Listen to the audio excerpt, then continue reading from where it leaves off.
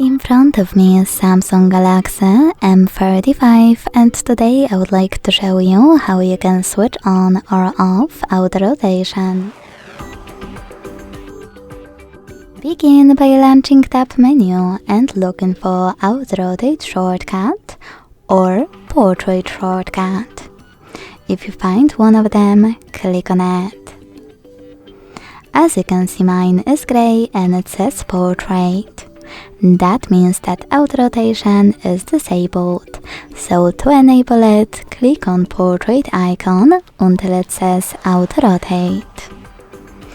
Thanks so much for watching. If you enjoyed this video, leave a like, comment and subscribe. Bye!